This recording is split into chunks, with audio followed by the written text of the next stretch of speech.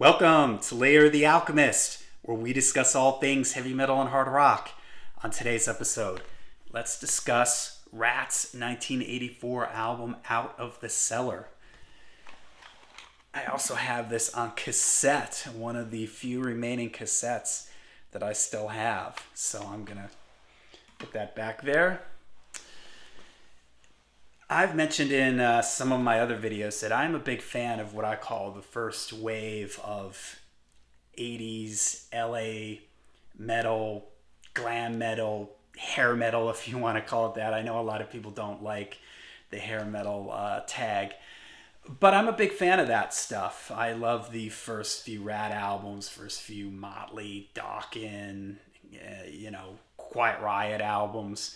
And part of that is because I was in high school when this stuff was coming out, and it was all over MTV. MTV was a new thing at that time, and a lot of these bands were getting played constantly on MTV. So I have fond memories of these bands, and of this album in particular. This album for me sort of represents what was good about a lot of those early 80s LA metal bands. That sort of golden era, 83 to like 85, 86, before things maybe got out of control, where it got too popular and bands started getting a little too formulaic. But at this point, it still works for me, and listening back on this record, it's a lot of fun. It's got, again, a lot of things that were good about that early LA metal stuff: the great songwriting, the great guitar playing, the great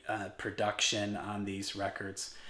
This album was produced by Beau Hill. Beau Hill would go on to work with a bunch of different bands in the 80s, some of them being like Winger, Warrant, Europe. I think he worked with Alice Cooper. And the production on the album is real kind of clean, I would put it. It's like everything is, you got your two guitars, the solos come in, there's a guitar in the middle. The vocals are there. You can hear everything. It's got a nice clear mix, and I think it helps this record really well. You've got Stephen Pearcy on vocals. His voice, it fits Ratt. Let's put it that way. I can't really picture anybody else singing in Ratt. I don't think anybody's gonna confuse Stephen with Robert Plant or Freddie Mercury or anything like that.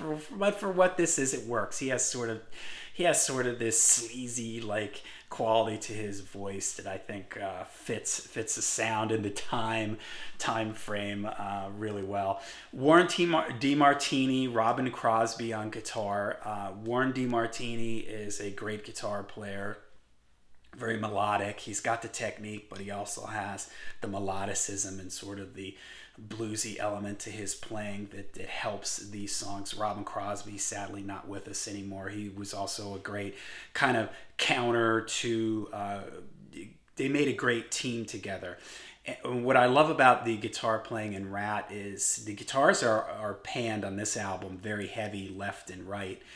And they don't just play the same thing all the time. They're playing like little subtle differences between what they play, and when you're listening with headphones on, they blend together really nicely, but there's enough variety between what they do that I think it makes it really cool. There's a kind of a nice interaction between the two guitars. I know when I was younger, I used to like turning my stereo all the way to one channel, and you would just hear that one guitar, and it was kind of cool hearing the songs with just Warren's guitar, turn it to the other speaker, just hear it with Robin Crosby's guitar.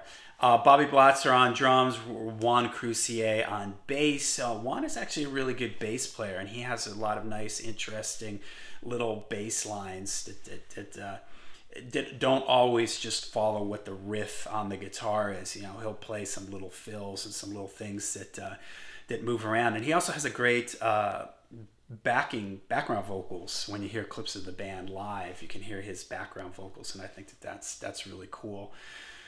All right, so the album, no ballads on this record. It's all pretty much upbeat. There's a few somewhat mid-tempo things. I think Ratt does really well. One of the things that I think they do well is that sort of mid-tempo groove thing, like the opening number here, Wanted Man, starts off with that backtracked the sound, and then it comes in with that riff, and it's got a kind of nice like mid-tempo chug to it.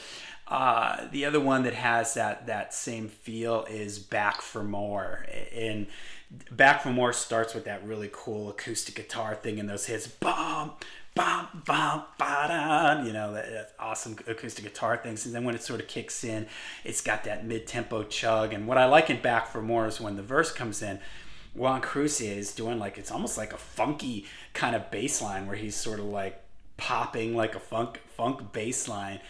So that's really cool. And again, Ron Crucier gets his moments to stand out on this record. You're in Trouble, the second number on the album, starts off with bass, and I like there's like sort of different sounds going on in the background. I don't know if those are things that Stephen Pearcy's doing. And again, Stephen Pearcy has this kind of sly,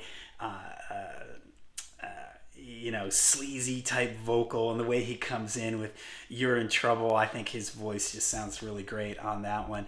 You've got Round and Round, which is maybe, if you were to make the 10 decade defining songs, and come to think of it, that might be a cool video, decade defining songs for this LA 80s metal thing, Round and Round would have to be in that top 10 somewhere. This is a song, the video was just all over MTV.